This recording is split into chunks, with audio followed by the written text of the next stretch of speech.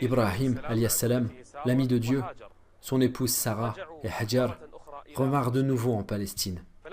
Quand ils sont revenus, Sarah a vu qu'Ibrahim alayhi salam a pris de l'âge et qu'il n'a pas eu d'enfant. Dieu ne lui a pas donné d'enfant. Elle lui a alors offert Hajar, prends-la, épouse-la, peut-être que Dieu te donnera un enfant. Ibrahim alayhi salam épousa alors Hajar. Hajar a accouché du premier enfant d'Ibrahim, l'ami de Dieu. Ibrahim alayhi salam l'a appelé Ismaïl. C'est le premier enfant. Ibrahim était si content de cet enfant. La joie d'Ibrahim alayhi salam suscita la jalousie de Sarah.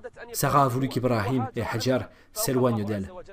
Et Dieu révéla à Ibrahim alayhi salam d'émigrer avec sa femme Hajar et son fils Ismaïl vers une terre déserte, vers une vallée sans agriculture, ni eau, ni personne qui y vive. Quelle terre? C'est la Mecque. Émigre, oh Ibrahim. Ibrahim est parti accompagné de sa femme Hajar, son petit enfant Ismaïl qui venait de naître. Il les a emmenés vers une terre déserte, vers une vallée entre les montagnes. Une terre sans agriculture, ni eau, ni humains, ni oiseaux, une terre sans vie. Il a laissé sa femme et son bébé Ismaïl. Il n'avait que peu d'eau et que peu de dattes.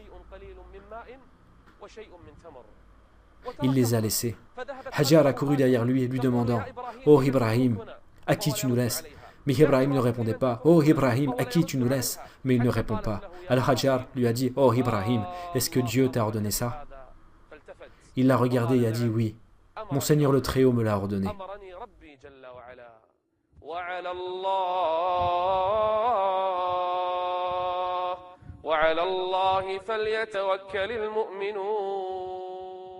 Hajar lui a dit alors vas-y, Dieu ne nous laissera pas tomber.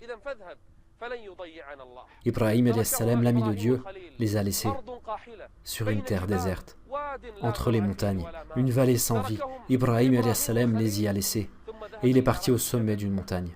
Il leva ses mains vers le ciel et commença à prier Dieu pour eux.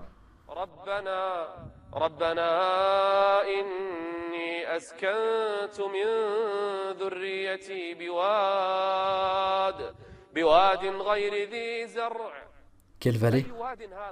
C'est la Mecque. Il prie à Dieu. Ô notre Seigneur, qu'ils accomplissent la salat. Fais donc que se penchent vers eux les cœurs d'une partie des gens, et nourris-les de fruits, peut-être seront-ils reconnaissants. Hajar et Ismaïl alayhi salam sont restés dans cette terre déserte, cette terre morte. Ils ont épuisé l'eau et la nourriture. Le bébé s'est mis à pleurer et crier de faim. Que va faire Hajar maintenant? Elle sait que Dieu ne la laissera pas, mais personne n'est venu pour les aider. Elle est montée sur une colline appelée Es-Safa. Et puis, elle a couru vers une autre colline appelée El-Marwa. Elle s'est mise à courir entre Es-Safa et El-Marwa en appelant « Y a-t-il un secoureur? Y a-t-il quelqu'un qui répond à mon appel ?» Elle a couru 7 fois et a terminé sa course à El-Marwa. Quand elle a terminé sur cette colline, elle a entendu une voix près de son fils. Elle a vu l'ombre d'une personne à côté d'Ismaïl alayhi salam, l'enfant qui pleurait de faim, qui pleurait de soif. Notre mère Hajar a couru vers son enfant pour le secourir. Et là, c'est l'ange Jibril lui-même qui est descendu. Il frappa la terre avec son aile et une source d'eau apparut. Quelle eau? La meilleure eau de toute la terre. C'est l'eau de Zemzem, l'eau la plus pure, l'eau bénie. Quand un peu d'eau a commencé à couler, la mère d'Ismaïl alayhi salam s'est précipitée vers cette eau pour donner à boire à son fils. Elle s'est précipitée. Si elle avait laissé cette eau couler en entier, Zemzem serait devenu un fleuve coulant de cette source. Elle a donné à boire à son fils et elle a bu un peu de cette eau. Et Jibril alayhi salam a demandé « À qui Ibrahim alayhi salam vous a laissé ?» Elle a répondu « Il nous a laissé à Dieu le Très-Haut. Dieu le Très-Haut ne vous laissera pas perdre, a dit Gabriel. » Et puis Jibril a dit « Dans cet endroit, il y aura la maison de Dieu. Et c'est cet enfant et son père qui vont la construire. » Puis Hajar et Ismaïl vécurent dans cette vallée. Dieu le Très-Haut lui a donné les fruits et la nourriture. Un jour, une caravane arabe qui passait venant du sud, de Jorom, ils ont vu des oiseaux survoler cet endroit. Et ils sont venus, ils ont trouvé l'eau et la nourriture.